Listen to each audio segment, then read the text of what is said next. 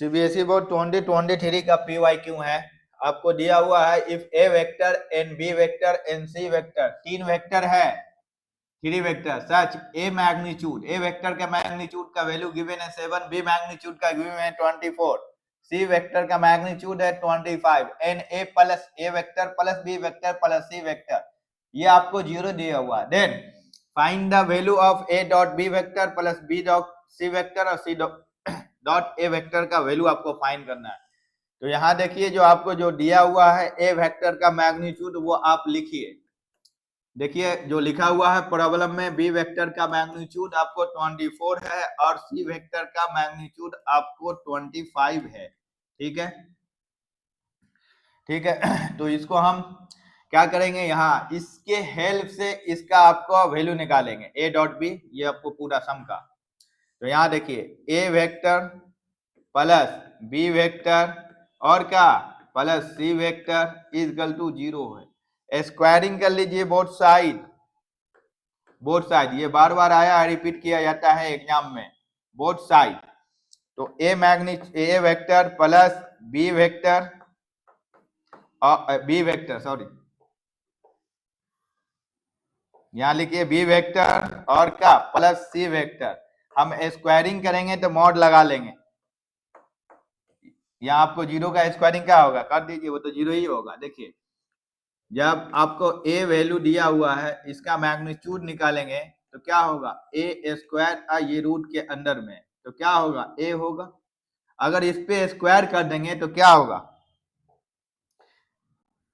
इस पे अगर स्क्वायर कर देंगे तो ये मैग्नीट्यूड का क्या होगा, आपको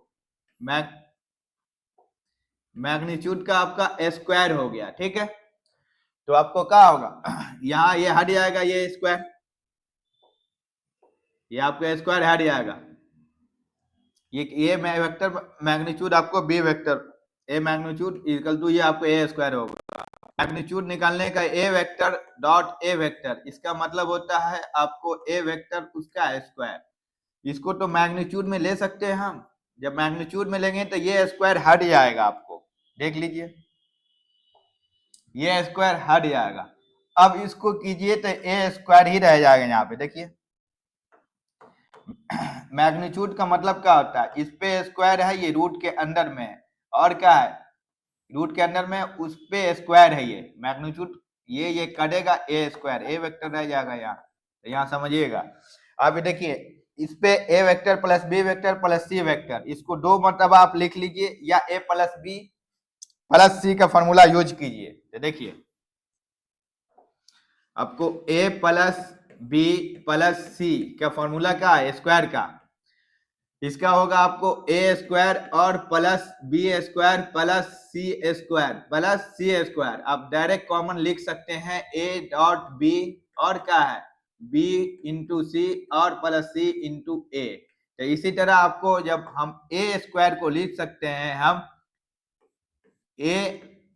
आपको ए का मैग्नीट्यूड स्क्वायर हम लिख सकते हैं, बी को भी लिख सकते हैं, हम वेक्टर इसको नहीं बना रहे हैं, इसका स्क्वायर, हम सी को भी लिख सकते हैं इसका स्क्वायर। तो यहां लिखिए अब डायरेक्ट ए वेक्टर का मैग्नीट्यूड प्लस बी वेक्टर का मैग्नीट्यूड प्लस सी वेक्टर का मैग्नीट्यूड, यानी ए square B square plus C square, और प्लस क्या लिखना, वहां फॉर्मूला देखिए आप, प्लस ए डॉट बी लिखना है, तो यहाँ आपको ए वेक्टर डॉट बी लिखिए, और क्या लिखना है प्लस बी वेक्टर प्लस सी लिखिए, और क्या लिखना है आपको सी से शुरू कीजिए, सी वेक्टर डॉट ए वेक्टर लिखिए। अब देखिए इसी का वैल्यू आपको फाइंड करना है, किसका वैल्यू फाइंड करना है आपको, इसी का वैल्यू फाइंड करना है। ए वेक्टर का मैग्नीट्यूड का वैल्यू दिया हुआ है, क्या दिया हुआ है देखिए,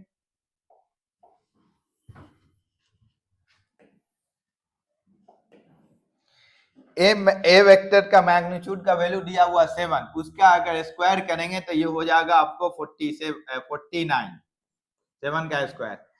बी मैग्नीट्यूड वेक्टर का वैल्यू दिया हुआ है, इसका हम स्क्वायर करेंगे तो 5 7 6 हो जाएगा, और क्या होगा सी का वैल्यू कितना दिया 25, लेकिन इसका स्क्वायर करेंगे तो क्या हो जाएगा आपको 6 2 5 हो जाएगा, और बचा का आपको 2, ये वैल्यू फाइंड करना है, इसका वैल्यू गिवन नहीं है।